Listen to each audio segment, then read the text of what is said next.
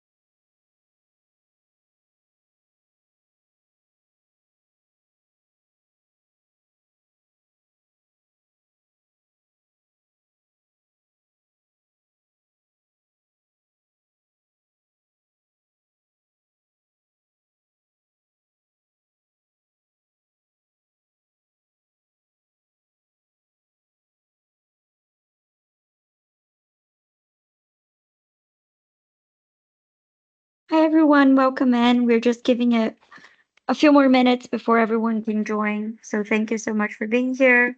We'll get started shortly.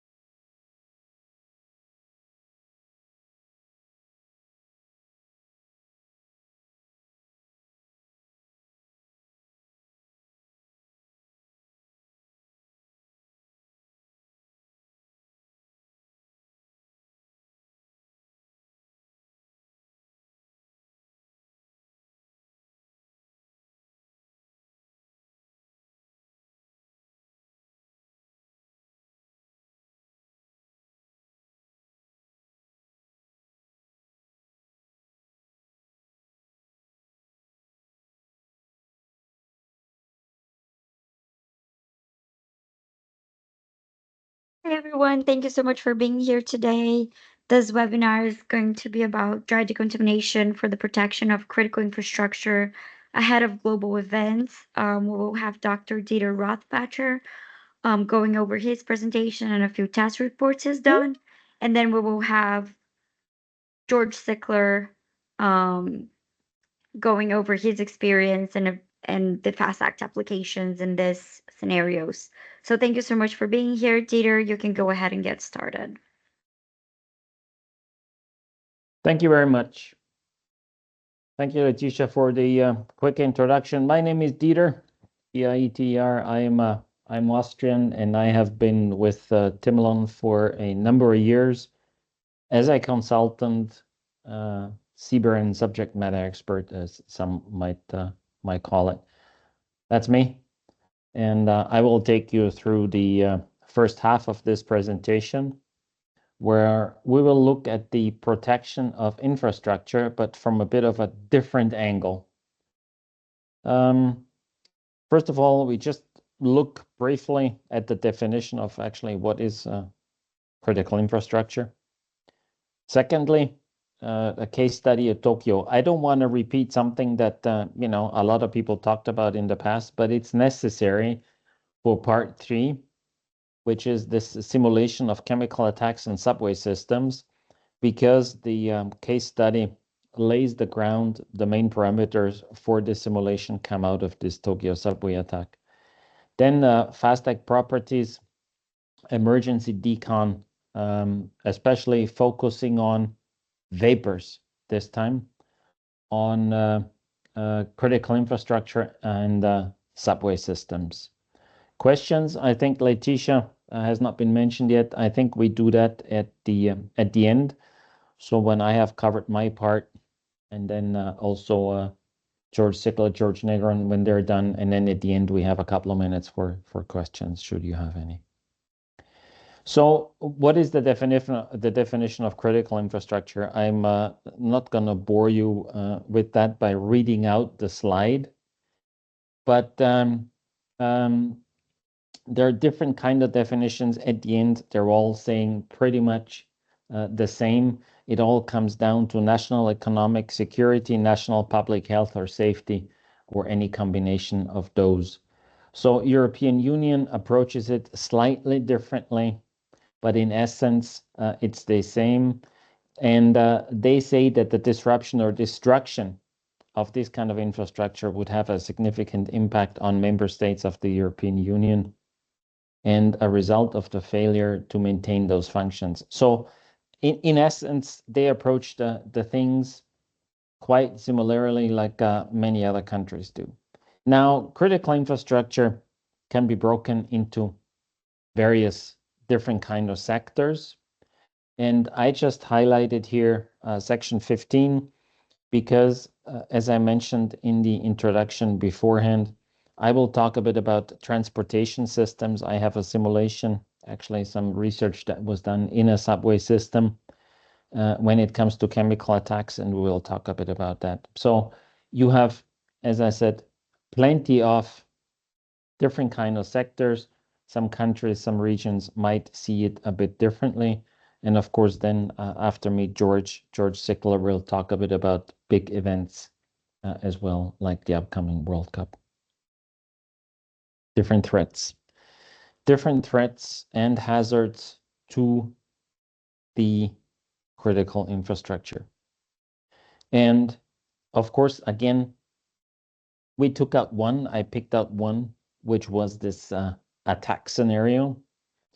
And here specifically, of course, as we talk about dry decontamination and FAST Act, with the focus on chemical decontamination.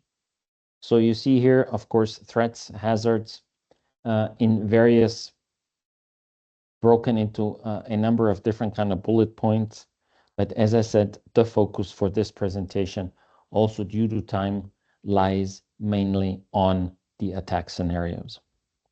Now, the Tokyo scenario, and those of you that are familiar with CBRN have for sure read a lot about it, took place many years ago.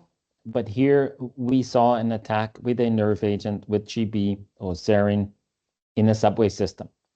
So one element of those critical infrastructure elements, transportation systems, was hit with a toxic chemical. And some facts and figures. And what was interesting here is that about 600 milliliters of sarin nerve agent were found in a package, in a plastic bag, in various trains. And what the perpetrators did at the time, those guys that committed the attack, they punched holes in those, and that was about it. So vapors play a very crucial role in these scenarios as well. The issue is that when you talk about decontamination, most people think about, especially when we talk about chemical decontamination, most people think about liquids, maybe solids, but very few think about vapors. And what I did is I took the parameters of the Tokyo subway attack and I put this kind of scenario in a different subway system of another European capital. What is important is that a lot of people, and as it says here on the slide, they were, of course, cross-contaminated, contaminated, and also they were intoxicated by inhaling the toxic gases. Yeah. So the issue is when a chemical that is volatile enough to produce gas causes vapors, toxic vapors, and then people will be affected by it. And now, looking at this, what is nerve agent? Nerve agent is relatively volatile. So how fast does it change from being a liquid to being vapors? You can compare it more or less to water. And sarin is one of the more volatile compounds when you look at nerve agents. And as I said, these parameters, and I'm done in one or two slides with that, these parameters were necessary because I put them in a subway system of a European capital. Now, those were the timelines. After 9 minutes, there was the first call for the ambulance. So a lot of minutes elapsed before some action was even taken. No primary decontamination was performed at the scene in Tokyo. Also, how? I mean, people are not aware of how to perform decontamination. When you look at the staff at these subway stations, they wouldn't even know how to do it. And also the first line, the responders, police or others, are also not really trained in performing decontamination, and they're not very familiar with the equipment that is needed for that. And that's where we come in with dry decontamination and also with Fast Act. And what we try to show you is why it is important that you have something available to you immediately when you look at some of these attack events. Conclusion. There is a guide out there. It's called Prison Primary Response Incident Scene Management. And they also recommend that emergency dry decontamination is performed as quickly as possible. But what does that mean? As quickly as possible, that means you need to have something available to you. So not only undressing, because undressing alone will not remove toxic vapors. So you need to do something else. So now what happened is that I was actually curious to see what these vapors would do in a subway system. And not only on the platform, but also on the train, and how fast all of that would spread. And with the numbers that I show you on the following slides, you will realize that early decontamination is absolutely saving lives. But early decontamination, again, not only focusing, for instance, on the liquid component, but also on the vapors. And I will show you now why. So what I did is, of course, at first, the first challenge is always with this kind of research is that you find the right simulant that behaves exactly the same way physically, but of course not chemically, but physically, like the nerve agent sarin here that we are talking about. And also not only that, but that you can also take samples and then analyze the samples quantitatively. Because what I was really interested in is what are we talking about when we look at concentration levels on trains and platforms. And this was done as part of a master university project a couple of years back. So a safe gas was used, but clearly because also, of course, when you use something in a subway system, you can only do it at night. And the challenge is you need a gas, as I said, that behaves like nerve agent, but also that doesn't leave any traces. These experiments always take place at night. And in the morning, when the first passengers come, the first people that want to use the train, they don't want to find any kind of strange smell in the system because that would raise a lot of concerns. So more than 110 air samples were taken and quantitatively analyzed. And of course, the evaporation rate was also simulated here, and it's we're talking 20 degrees Celsius because when you do these kind of things, you need to have certain parameters. So we talk 40 grams per hour evaporation. And the amounts of this gas that were released was the equivalent of the gas that you find when you look at 40 grams per hour evaporation of GB. We took a train, and some of these trains, they are quite long. We're talking 110 meters. And when they're completely full, they have more than 800 passengers. I'm aware of the fact that the different cities have different trains, different configurations. And sometimes also the length and the capacity is different. But for this experiment, this is what I was working with. 110 meters, 882 passengers. So also you need to know the air volume, how many times the cooling and the AC changes the air, and what's the total volume, and also where to release. Where do you release this GB? And as I said, parameters were taken from the Tokyo incident. So I did it 4 meters from the driver's cabin, and that was my release point. And then, of course, there were 3 sampling points, 450 and 90 meters from the release point.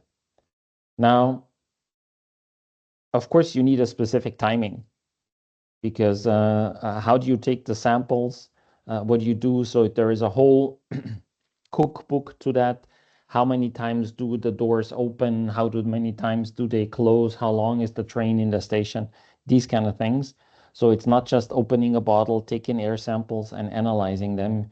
You basically need an entire script.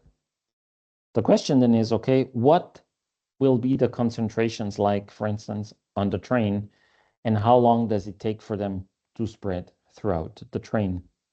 So when you look at these, concentration levels now, so you see that some of them are very high. So they're in the range of lethal concentrations. And throughout the entire train, you were able to detect something. Yeah. And that happened very, very quickly. And this also you can see here, for instance, when we talk 4 meters from the release point. And here we took a very conservative release, which was basically just the evaporation from liquid from the ground. This is how we simulated it, similar to what has happened in Tokyo. So you already see that within very few minutes, we reach very high concentrations. So that means people will be affected within 1 or 2 minutes after the release. So the issue here is if you have any kind of means of decontamination, meaning that you have something to knock down the toxic vapors, that would be perfect. Because as I said, decontamination, people always think of liquids only, sometimes solids, but almost never do they think of vapors. So you see here the concentrations, and at some point they even reached more than 100 milligrams per cubic meters. Those of you that are not familiar with that, depending on the kind of documentation references that you're looking at, deadly concentrations, of course, it depends also on the kind of activity because that has an influence on the rate of inhalation. So we're talking 60 milligrams per cubic meter per minute. So people on the train will be affected extremely quickly. The next question is, of course, how long does it take from station to station? In our case here, on average, a bit more than a minute. So if the train doesn't immediately stop at the next station, releases the passengers, you already have a problem because then the passengers will be on there on the train for already almost 3 minutes. 50 and 90 meters, there the concentrations are no longer very high. However, what surprised me at the time is that in less than a minute, some of these vapors have reached the other end of the train. Remember, the train 110 meters long. So the dissemination of these vapors is extremely fast on a train. So it goes very quickly, so you don't have too much time. Then the second part of this was the platform. What does it mean for the platform? Of course, the platform has a much, much bigger volume. And does it affect other areas as well? So this was the second part of this. And what I found extremely interesting is that the maximum with this kind of parameters, as I said, evaporation rate 40 grams, not more than that. So you have concentrations here that are in the range of about 3 milligrams per cubic meter on the platform, down to about 1 and less. Interesting is we also looked at the next station and at the exit at street level. So, interestingly is that some of these concentrations, like 0.16, for instance, those that are familiar with detection devices, they know that the detection devices react already quite vividly at those kind of concentrations. So the vapors also get pushed up towards street level. The amount that we released was not more than the equivalent of 1 liter of agent, but in a conservative way, as I said, only through evaporation.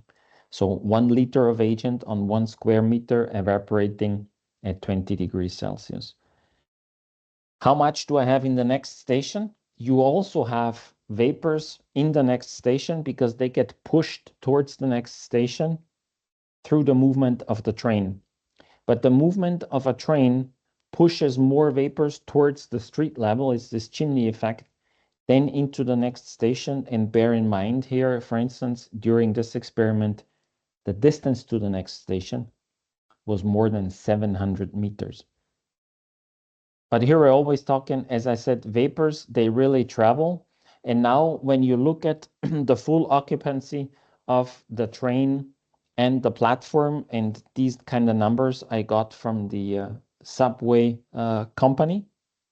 So we have seriously injured here, we have more than 200 people looking at the concentrations. We have 74 people that die. And we have 668 that are slightly injured. So even those 668 will show some signs and symptoms. And this is only from vapors. And we're talking here very, very few minutes. So that's why it's extremely important that you start the decontamination process with something that can knock down toxic vapors as soon as you find out that there is something wrong. And dry decontamination is extremely easy to use. It's even recommended by, as I said, some of the guidance that I mentioned before. And all of that should start immediately after the release. So you don't wait till even specialist units come with detectors and everything else. You should start that immediately. So this is a subway system. We talk about big events, and George will jump into this in 5 to 10 minutes a bit more. Of course, it's a different setting, but again, you deal with many, many people. You can have different release mechanisms, but people will also be affected by the vapors. So now we have, of course, we have Fastec, which is a powder, and it works extremely well, not only against liquids, but also against vapors.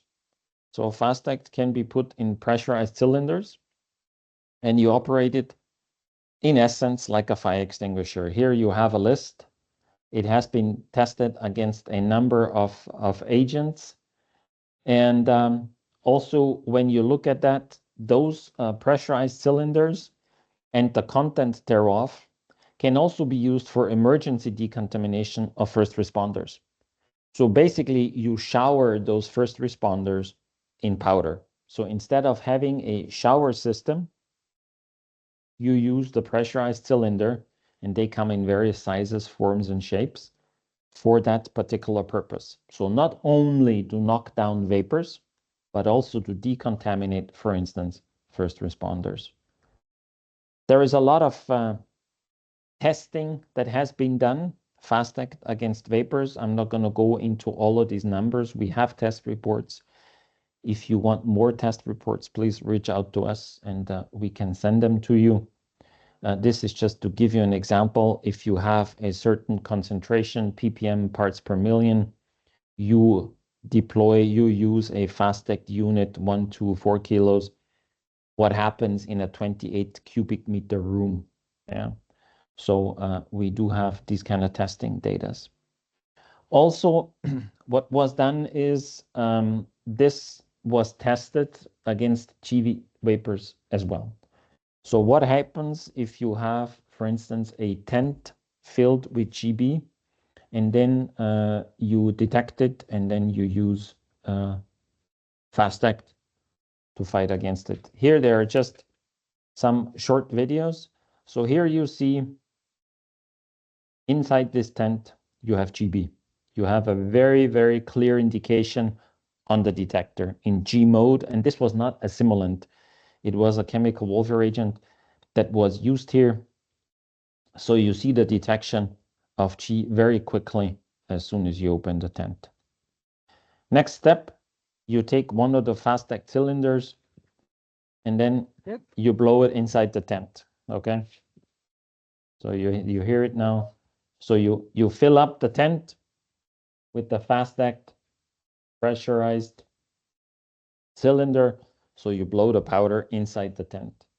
And here what happened is the pressurized cylinder was put away. And then immediately we took the same detector that detected the GB beforehand, and we checked what's going on now. You see the FASTAC powder is still in the air. There's nothing left. So we couldn't detect anything anymore. And also what happens is you also have a fine layer of FASTAC powder on the floor. The smaller version of these cylinders, 400-gram cylinders, you can again use them against vapors. There will be other examples in the second half. And here you can also use them for emergency decon when you have decontamination stations set up. And you see that here. So the guy is using this 400-gram cylinder to decon his colleague. Yeah. And those things are ready to use. They're no-brainers. It's like using a fire extinguisher. So in essence, wherever you find a fire extinguisher for these big events, critical infrastructure, you should also have a fast-act cylinder. So you see here what the guy does. He has some powder on him, back, front, whatever, you can play with it. And one of these 400-gram cylinders is good for 1 to 3 people, depending on what you really want to do and achieve. Then also now we have new solutions with a quicker release for the powder. Should you really have the need to release it even faster than those pressurized cylinders. So here you will see what happens. It's those are those manual pods, and you see here a very quick release of the powder. Yeah. Within a second, roughly, you release the entire powder of 3.5 grams, 3.5 kilos of powder. And this is another part of this toxic vapor suppression system that is now new. You have different kind of cylinders, and here you see they release the powder. There's a distance of about 6 meters, and there are 2 kilos of fast act in those. And with those, you really fight a sudden chemical release immediately. And again, this is mostly against the vapor components and not the liquid components. However, you still form a very fine layer of those liquid components on the surface. So this basically concludes my part, and this is the last picture. Here you just see, as I mentioned before, when you blow this fast act powder into a closed structure, like here it was a tent, at the end you have a very fine layer of fast act powder on the surface, like when you use a pressurized fire extinguisher, a powder fire extinguisher. But this powder has also the effect that it contains the agent that is on the ground, meaning it stops the off-gassing, and it starts also the neutralization process before, after it has knocked down the toxic vapors. So this is just in 30 minutes, a quick run through vapors, why the vapor threat is really there. One should think about that. And now I hand over to George, who's gonna cover the second part. I stop my sharing now, and I hand over George, Letitia, to you guys. Thanks, Dieter.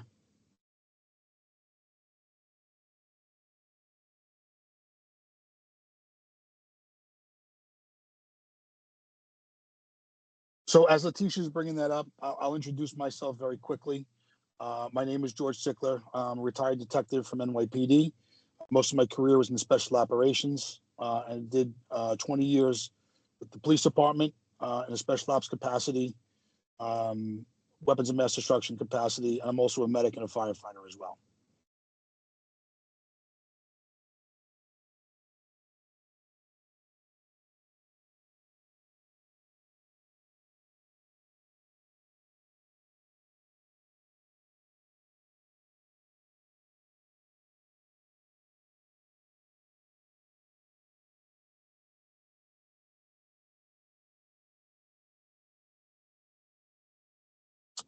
You can go to the next slide there, Letitia. Are you still on with me? Thanks.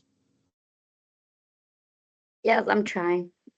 Okay, There you go. perfect. So, I obviously being from New York City, I am not a stranger to large events. On the left, that's New Year's Eve in Times Square, and then we're conducting, after my service with the police department, different training environments from police, military, hazmat units, fire departments all over the world. So we can go on to the next slide.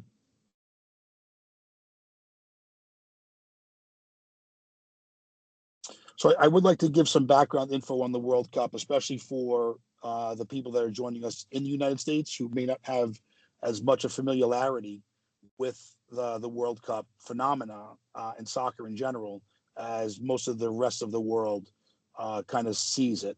So there's 16 venues all across the United States, actually across North America for 2026. And the format has been changed to actually increase the amount of participation. You can go on to the next slide, Letitia. So the complexity event is this. It means that if in the past you were used to pulling resources from other agencies, chances are you're not going to be able to do that now. What's happening is for a period of 6 weeks, there are games in every city that's a host city. There's different cities that don't have games that are going to have fan zones. And there's also going to be at the same time different types of normal events that might be going on, for example, baseball games or different types of concerts and other things that are going on in the same venues. So when we look at things from the different threats, you know, in our realm as the CBRN threat, the resources are usually taxed at one event, let alone now we have to spread that across multiple venues, multiple fan zones, multiple events on a typically overstretched resource matrix. You can go on. So there's two types of targets that most of us know, right? You have your primary, your hard targets, which usually get a robust response, and the secondary soft targets, which I'll rely as mostly as the fan zones. So one of the things that I like to talk about is how the stadiums, for example, they could be a threat based on themselves. You know, for example, Philadelphia Eagles Stadium, that is robust based on it's in Philadelphia, which is a target itself. The Eagles, you know, another example of the U.S. infrastructure and the association of the eagle with the United States. So the brand in itself is a target. You're going to have VIP visits, and there's other critical infrastructure inside those area of operations that have to be protected at the same time. And those soft targets typically being the people, and they're subject to certainly CBRN threats. There's also other non-related World Cup events going on at the same time. And then we also need to consider that in the U.S., in the North American continent, that many of these threat actors are likely inside of the country already.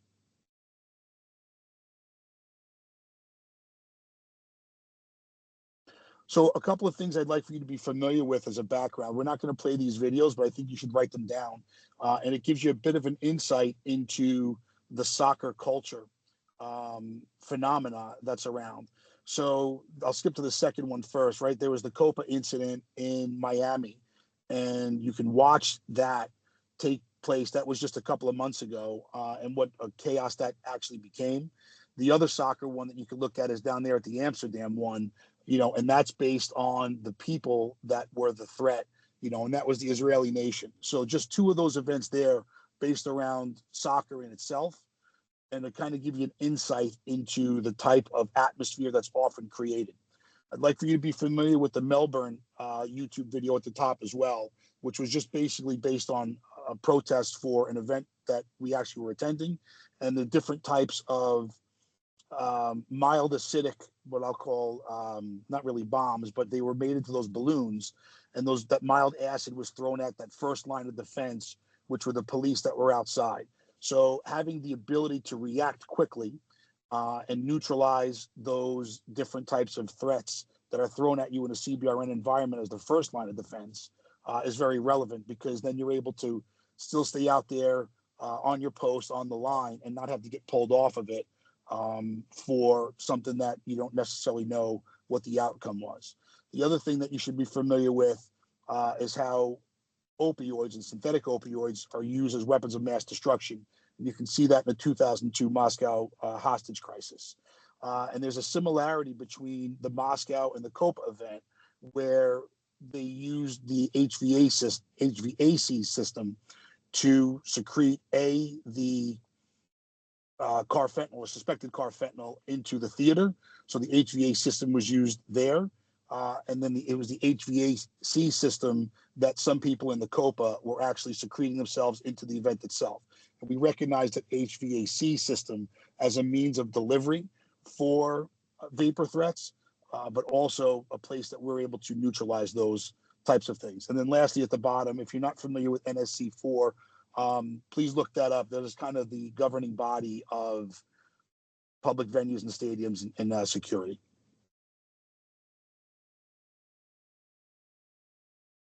So some high profile events, again, that we look at. On the left, we have the Taylor Swift concert that was in Vienna, Austria. And that's an example of the outside part of the venue and the critical infrastructure. Then the one on the right is critical infrastructure on the inside, and that was the subject of an active shooting in the United States, and that is the Joel Osteen Church down in Houston. What they both have as similarity, which most people don't really know, is that there were toxic industrial chemicals ready to be deployed in both of those incidents. And the one on the left in Vienna, that incident occurred on the outside of the venue.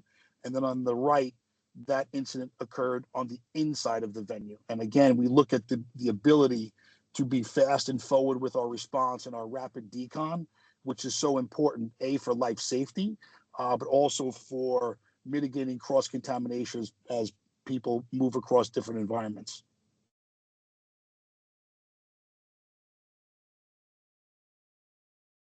So here's an example of how we were using the cylinder in a chlorine exercise that we were doing. So as this kind of goes, that chlorine, we got up to 50 parts per million very, very quickly. And it was homemade. And then we're deploying the fast act cylinder in there with some trained responders very quickly. And they were able to knock that down to 1.5 parts per million very quickly with just that cylinder itself there. So as we look at chlorine being used potentially as a CBRN threat in an enclosed space, in stadiums, et cetera, having the ability to react very quickly and recognize the fact that people are either choking and, you know, it's across the spectrum of the environment, not just one individual person. Rapid recognition is very important. And then rapid response is important as well.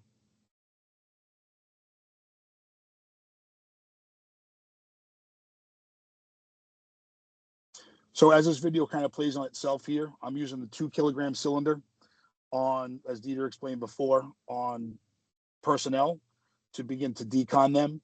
And then I didn't continue the decon with that, but I want you guys to see, and the folks here on the webinar, the capability that is in that 2 kilogram cylinder and how much pressure comes out of it, how much powder comes out of it.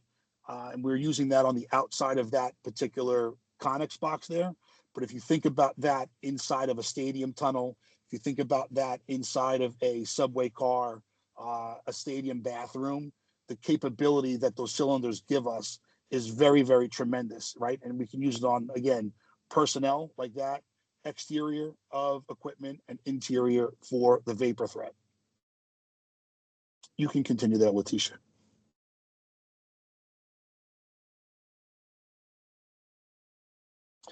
So exterior operations around the venues. Here we see a picture of what we'll recognize as the Rockefeller Center Christmas tree that's going to be put up in New York City every year. And around the outside of that venue, they're personnel likely with little to no CBRN training. And I'm going to talk about that in a minute.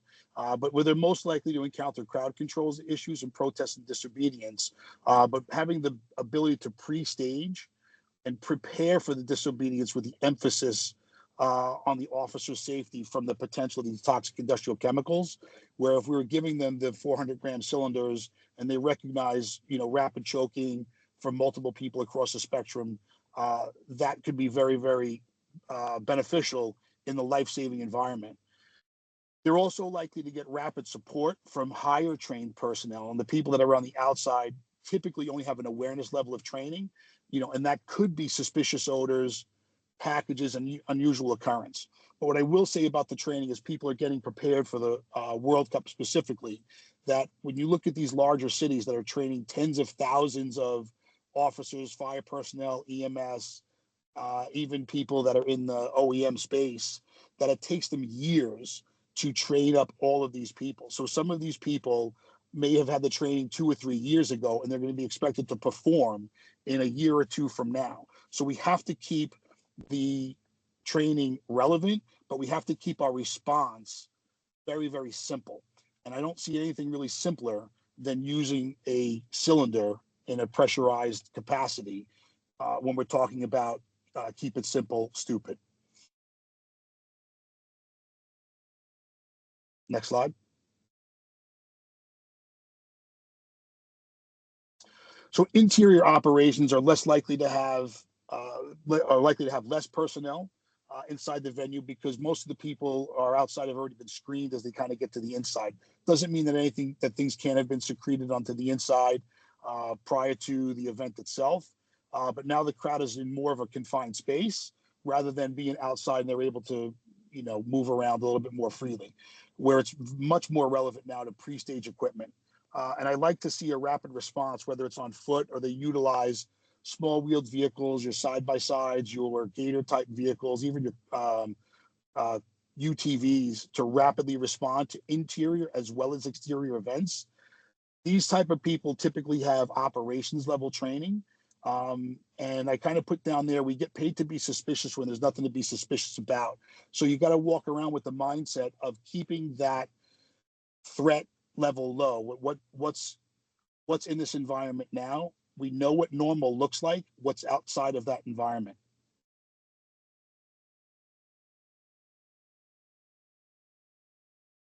Common pain points that I typically see across different agencies that we work with is the delay in getting traditionally equipped hazmat style vehicles to that place of the incident.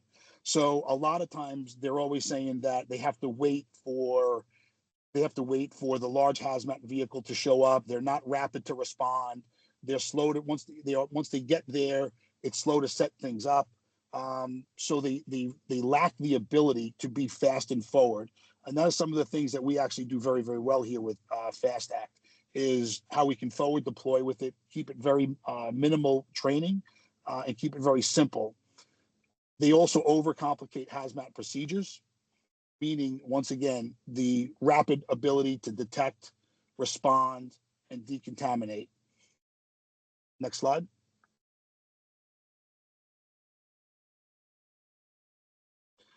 So here's an example of another exercise we did. We kind of recognized that on the grass part of it. And if you look to where the blue tarp goes on the left side there, and it extends out to the right side where those orange cones are, that's your typical footprint of a regular decon system that's set up by whatever it is, the agency that's there. So, bringing all that infrastructure with you, bringing all that stuff down there, it takes time to set that up. If you look to the left of that, we have an expedient personnel decon system there that we can set up in a matter of minutes, decon multiple people coming through on that line and set it up and break it down in the amount of time, and decontaminate people in the amount of time that it takes to set up that whole system there on the right.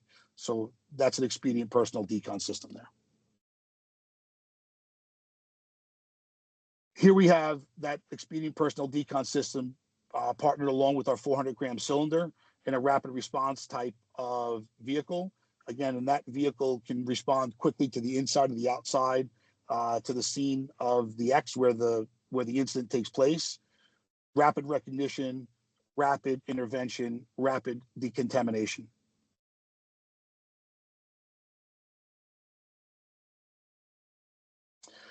We also talk about the weaponization of drones. So, Latish, you can play that video in the middle, and I'll talk over it, as it goes. In the exercise here, we were doing it's first that down drone, which you'll see underneath that banana tree there.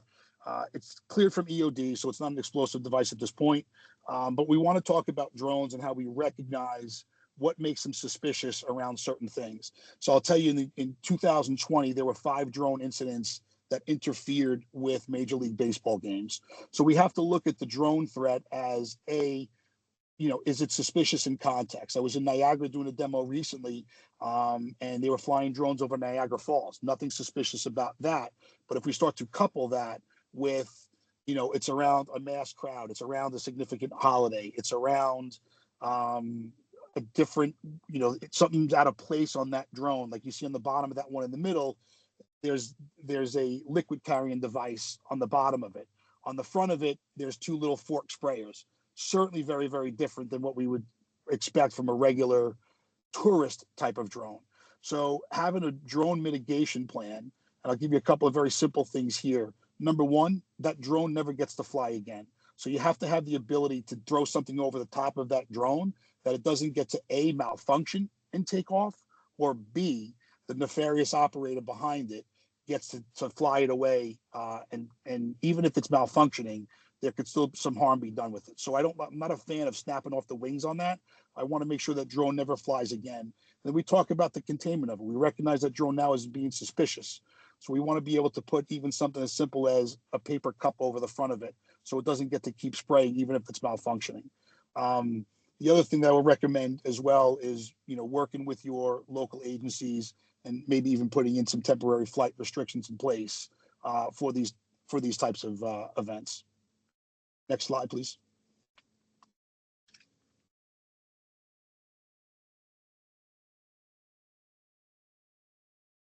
So proposed applications, we recognize oftentimes that these safety stations are often equipped with an AED. We go to a venue and we expect an AED to be there for life-saving measures.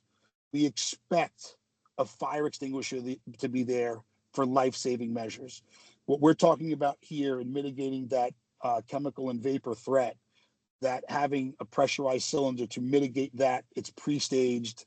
The lowest common denominator training, people can recognize that those responders can recognize that an incident is taking place and then have the ability to mitigate that very quickly. I will tell you in closing that if we look at the different types of sporting events across the last handful of years, in 1996 Atlanta, the Olympics, 1972 the Olympics in Munich, 2024 the Copa in Miami, 2022 there was a soccer incident in Africa. 74% of the attacks on venues, sporting venues between 1970 and 2019, 45% of them were at soccer venues. The other thing that I would like to say that in between that time as well, 1970, 2017, there were 383 attacks where chemical weapons were used. The vast majority of times, those were choking agents, and the number one common agent used was chlorine. So you can go to the next slide, Letitia.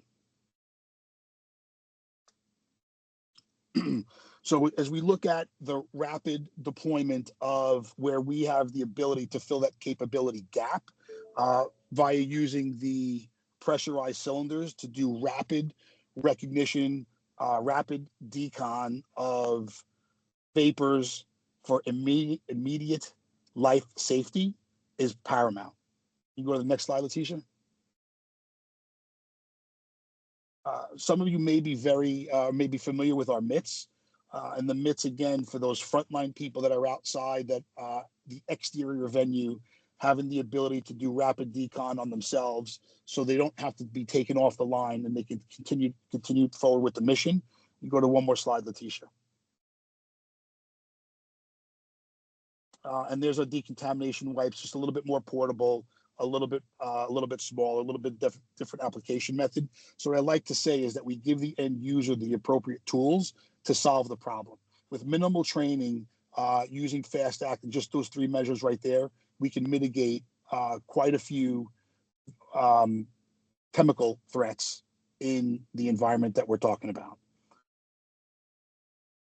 Letitia, I'll turn it back over to you. I thank you, everybody, for your time.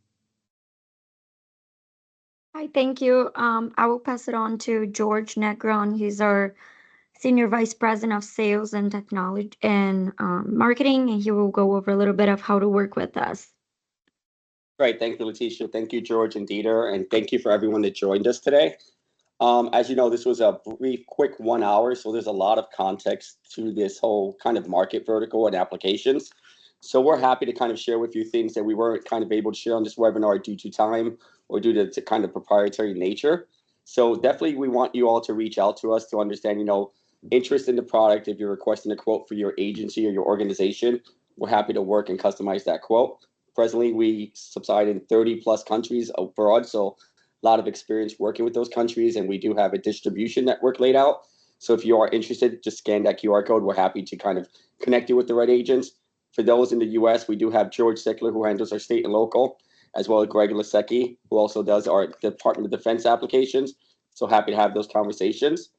We do have opportunities for agencies with live demonstrations and webinar presentations, sharing of some information and technical reports, as well as a exclusive guide today that covers a little more in depth than what we were able to do on the presentation. So all those that scan and request that information, we're going to reach out. We're also going to be able to share you this guide.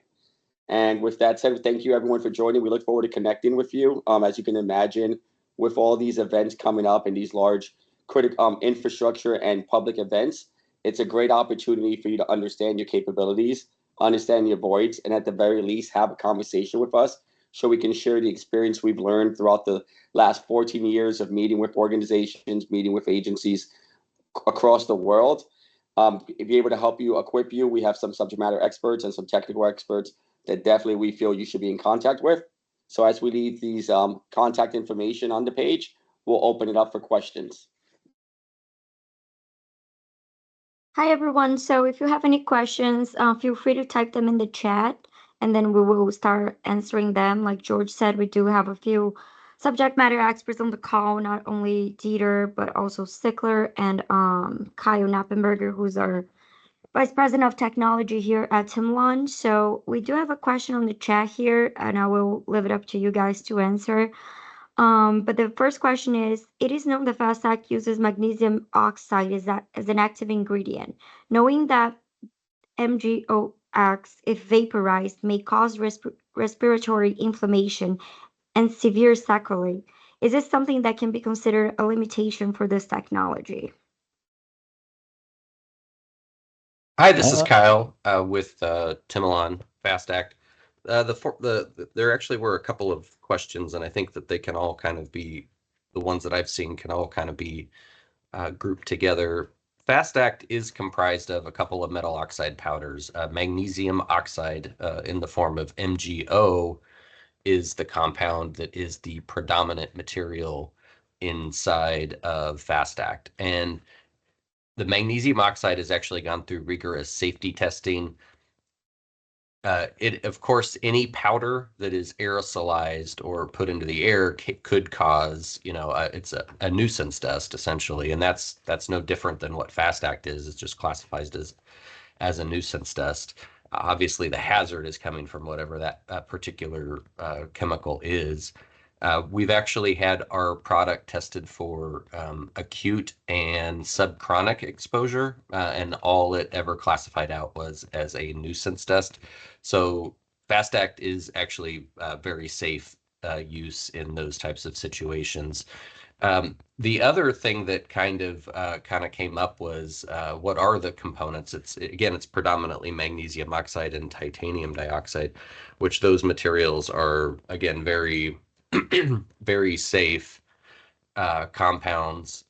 Again, the hazard is going to come from whatever the chemical, and one of them that was listed was we were talking about chlorine or whatever.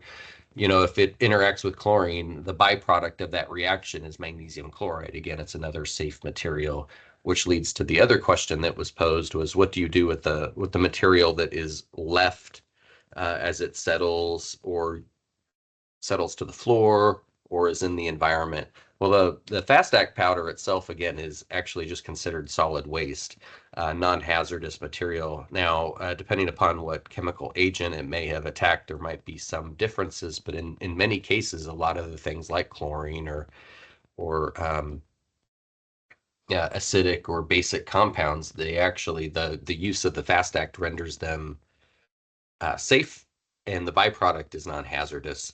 Now, again, that will vary depending upon what the chemical agent that may be present is, but in a lot of instances, the rendered compound itself is actually safe, and it can just be part of the normal solid waste or non-hazardous waste disposal mechanisms.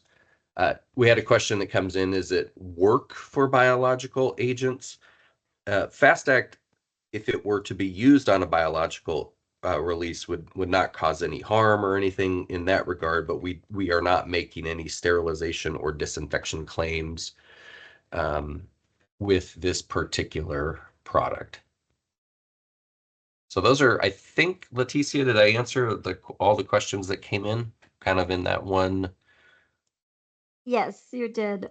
If you guys have any other questions, please make sure to type them in the chat while we have Kyle and Dieter and George available. We'll give it a couple more minutes, and if there's no other questions, well, thank you so much for joining us today. Really appreciate. Oh, someone said, what about toxins? It could work if the toxin is in a liquid or vapor form. Yes, that's where the fast act powder is going to work best against those types of chemicals. It has, obviously, being a solid itself, fast act, it's less efficacious against other solid material compounds. But if the toxin is in an aerosolized vapor or liquid state, it has efficacy against it.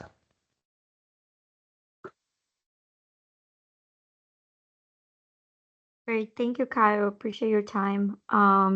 If you guys have any other questions, please feel free to contact us. Yes, we do have other PowerPoints like this, Craig. We'll make sure to share those with you in private. If you guys need anything else from us, test reports, data, marketing materials, or to connect with one of our sales guys, please, here's their contact information.